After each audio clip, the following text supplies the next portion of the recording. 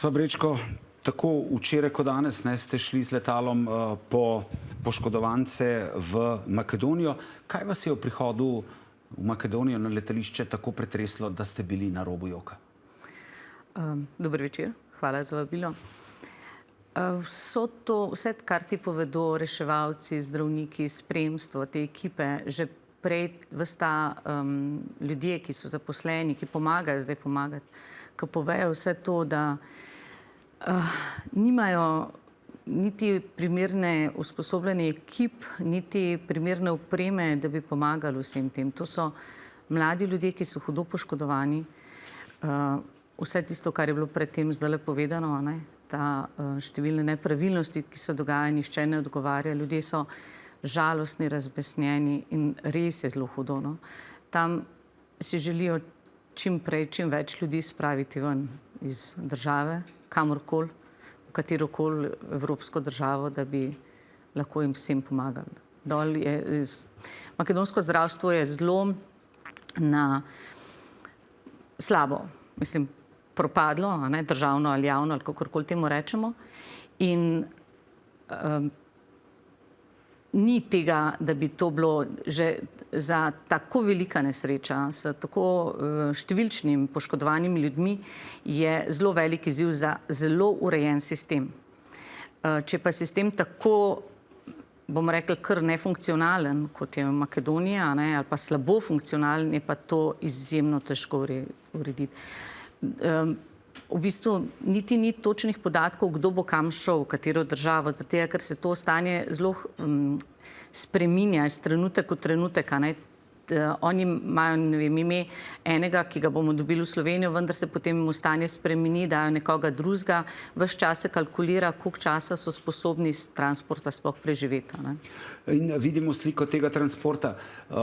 Je to takšna slika, ko vas pričaka, ko vi prestanete na letališču in kako poteka potem ta izmenjava poškodovanih in kako jih oskrbite med samim letom? Ja, včeraj smo ta prvega preložili v helikopter, kar je kar poseben, mislim, helikopter letalo, kar je kar poseben izziv. Namreč to letalo ni namenjeno najbolj za prevoz tako kritično bolnih intenzivnih bolnikov.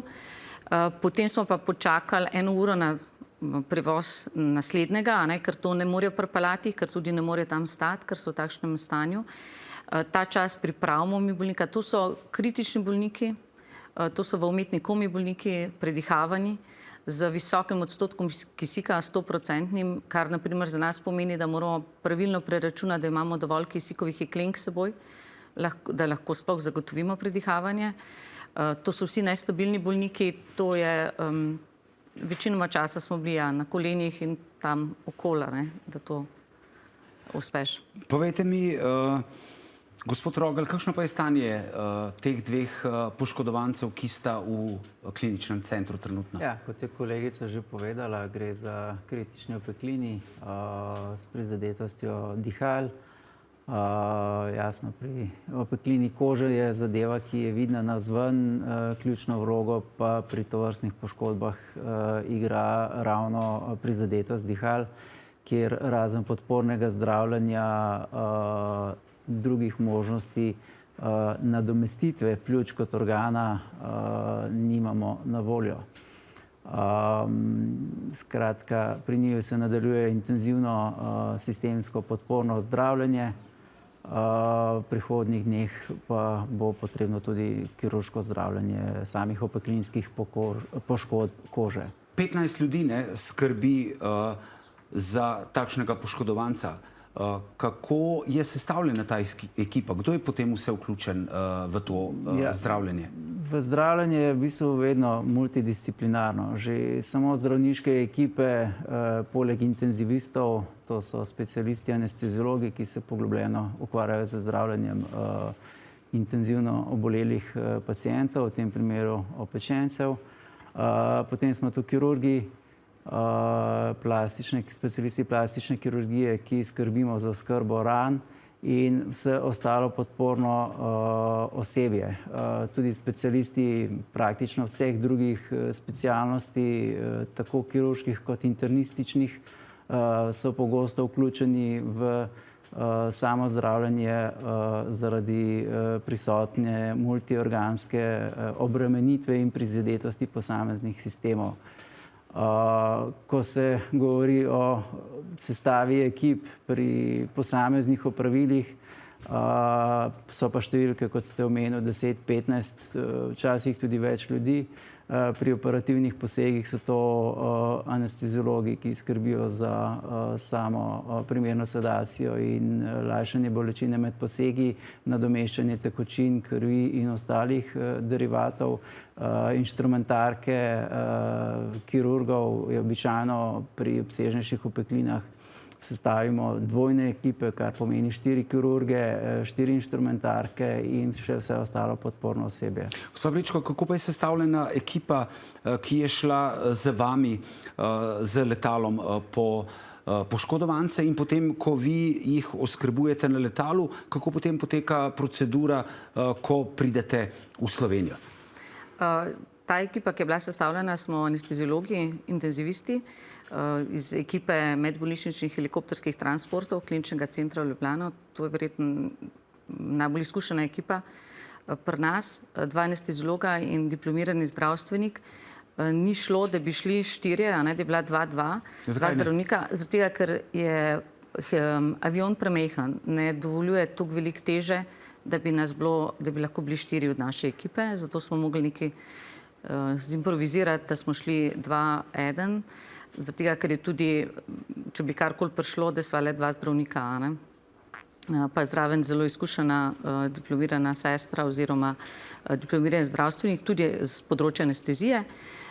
Potem pa to pripeljemo, skrbimo vmes isto nivo, vedno med nivo oskrbe kritično bolanega bolnika, pacienta, mora biti enak nivoju oddajne bolnišnice, mi vedno rečemo. To se pravi, da mora biti najmanj takšen, kot je bilo tam, odkotr smo bolnika vzeli. Potem ga preložimo v rešilci in smo ga odpeljali v Klinični center Ljubljana, včeraj, danes pa v Maribor. Gospod Rogelj, kako se bo zdaj nadaljevalo zdravljenje in kakšni operativni, tudi plastični posegi bodo po vašem mnenju vse potrebni? Ja, tle trenutno je v spredju, kot sem rekel, internistično oziroma sistemsko podporno intenzivno zdravljenje. Od kirurških posegov je po prvi vrsti nekrektomija, to pomeni odstranjevanje prizadete kože, odmrle kože, kjer lahko pride do razraščanja bakterij, ki so sicer normalno prisotne na koži vsakega. In ob opeklinski rani je ta bariera, ki nam jo koža predstavlja pred zunanjim svetom, porušena. Tako da prvi cilj operativnih posegov je odstranitev teh mrtvin. In potem včasih sočasno, pri obsežnejših opeklinah pa večstopenjsko kritje z kožo, v končni fazi končna cilj in namen operativnih posegov je prekritje vseh površin z bolnikovo kožo. Gospa Brečko, za konec, po čem si boste najbolj zapomnili transport teh 4 poškodovancev iz Makedonije? Da so bili vsi zelo veseli, ker smo jih lahko odpeljali. In da so se nam, mislim, tako podpora in sodelovanje, dol pomagajo vsi v Makedoniji in so vsi zelo veseli in 1000-krat se ti zahvalijo, da smo pripravljeni pomagati. Najlepša hvala obema, da sta bila naša gosta. Hvala.